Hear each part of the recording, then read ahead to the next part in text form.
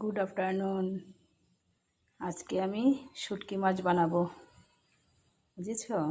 এই যে সব কিছু ধুয়ে টুয়ে পরিষ্কার করে রেখে দিয়েছি। এই যে এগুলো কি শুটকি আমি নাম জানি না ঠিক, চেলা শুটকি নাকি এগুলোই হবে। আমি অনেক শুটকির নাম টাম জানি না, কিন্তু আমার হাজব্যান্ড যা আনে তাই রান্না করি। কিন্তু খেতে খারাপ লাগে না, ভালোই লাগে। বেগুন দিয়ে রান্না করব। আমি বেগুনটা লম্বা করে মানে করিনি, গোল গোল করেই কেটেছি। শুটকি তো এত লম্বাও না, না মোটামুটি আছে একটা। যাই হোক, আমি তো আর সবার মতো করব না, সবার একরকম হয়ে যাবে, তাই আমি একরকম করব না। আমি একটু আলাদা করেই করি সব জিনিসই। যাই হোক, তাই বেশি কিছু দেব না। এই রসুনগুলো থেতো করে রেখেছি, তাহলে স্মেলটা ভালো আসবে।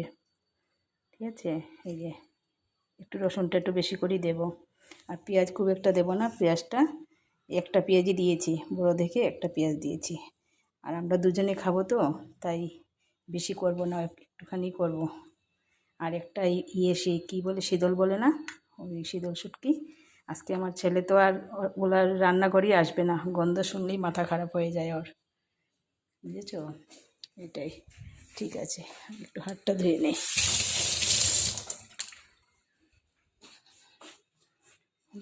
তেল দিয়ে দেবো কড়াইতে। হ্যাঁ, শুটকি মাছ করব, শুটকি মাছটা ভেজে নেব।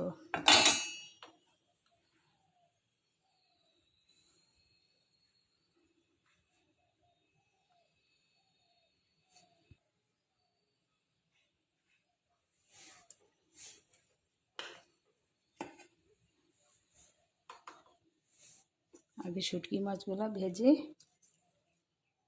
এই যে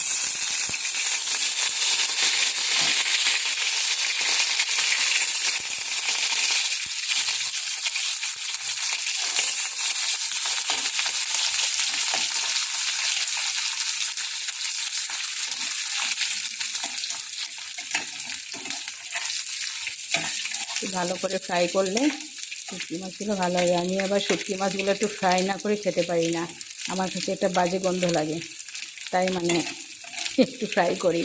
অনেকে আবার ফ্রাইটা পছন্দ করে না, অনেকে অনেক রকম করে, তাই না? কিন্তু আমি একটু ফ্রাই করি, ফ্রাই করলে মানে ভালো লাগে খেতে। এই যে এখন রসুনগুলো দিয়ে দেবো।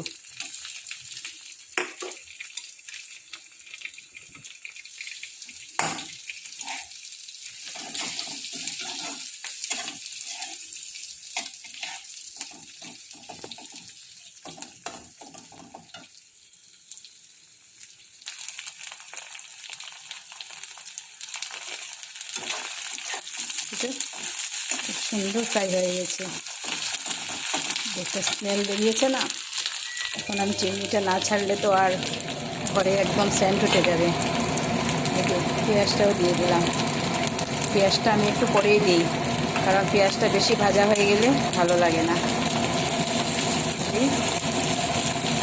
পেঁয়াজটা বেশি ভাজা করব না, যে কোনো জিনিসই বেশি ভাজা করলে তো টেস্ট হয় না, না? আবার বেগুনগুলো দিয়ে দিলাম।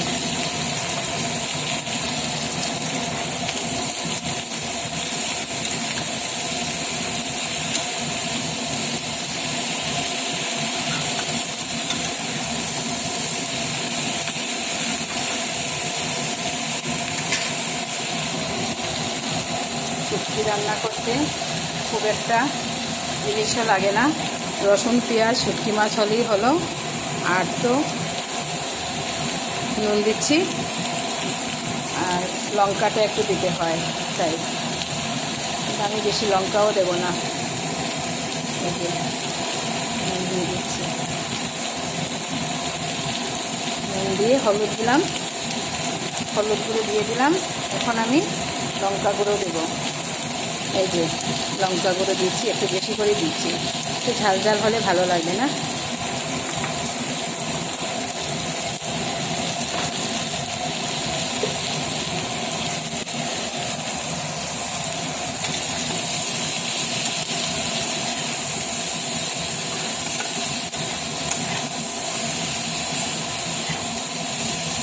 কি সেন্ট বেরিয়েছে, তোমরা তো আর সেন্ট পাচ্ছ না, কিন্তু আমি খুব সেন্ট পাচ্ছি।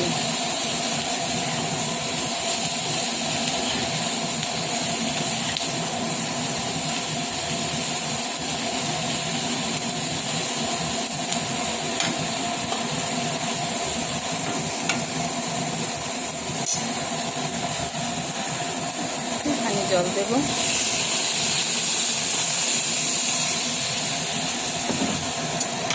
তরকারিটা শুকনো শুকনোই করবো, কিন্তু একটুখানি জল দিলে মশলা টশলা তো গায়ে লাগবে, তো তাই গায়ে গায়ে করবো তরকারিটা, খুব একটা ইয়ে দেবো না।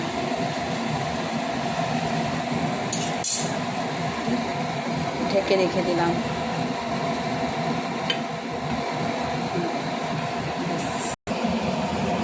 এখানটায় আমি ছোটো ছেলের জন্য এই যে বেগুন, আমি যে বেগুনগুলো দিয়ে শুটকি মাছ বানাচ্ছি, ওই বেগুনগুলো অত শুটকি মাছ খাবে না, ওরা তো বলবে যে আমাদের জন্য কী বানিয়েছো, তাই আমি ওর জন্য মানে ছোটো বেগুনি বলে না, মিনি বেগুনি, এটা দিয়ে আমি কর্নফ্লাওয়ার, একটুখানি বেসনও দেবো, কর্নফ্লাওয়ার দেবো। এখন শুধু নুন, হলুদ, চিনি মিক্সড করে মেখে রেখে দিয়েছি, তাহলে একটু সফট হবে, তো তখন খেতে ভালো লাগবে, তাই। আর এটা আমি একটুখানি ঢেকে রেখে দেব।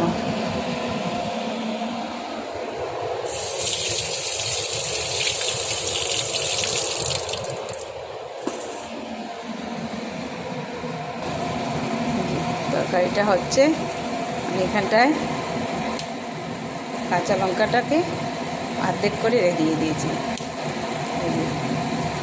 অর্ধেক করে দিয়ে দিলাম।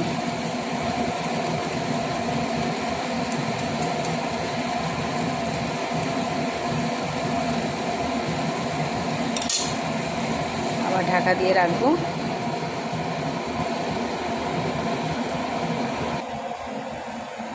এইদিকে আমার ভাতও হয়ে গেছে, এই যে ভাতের সঙ্গে আলু সিদ্ধ দিয়েছি, ছেলের জন্য আলু মাখা করব, ও একটু আলু মাখা খাবে। বাচ্চারা তো সব কিছু পছন্দ করে না, না, আর শুটকি মাছ তো খাবেই না, ওর জন্য ফিশ ফ্রাই করব, আর আলু সিদ্ধ করব, মাখা করব, আর বেগুন ভাজা করব, ব্যাস হয়ে যাবে। আর কি চাই বলো?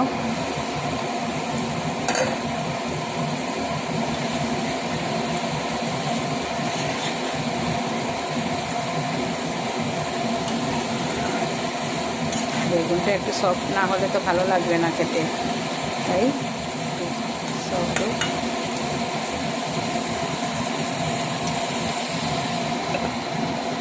রান্নাটা ঢাকা দিয়ে দিয়ে করলেই ভালো হয়।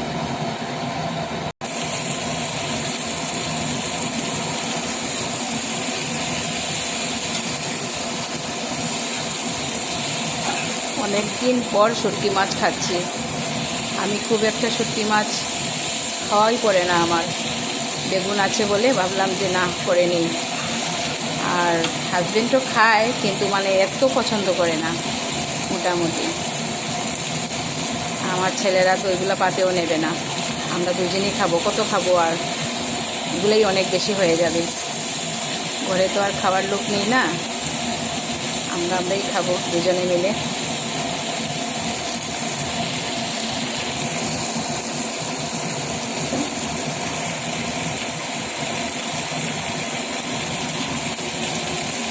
ঠিক আছে, তাহলে আজকে এখানটায় রেখে দিলাম, আর বেগুন ভাজা যখন করব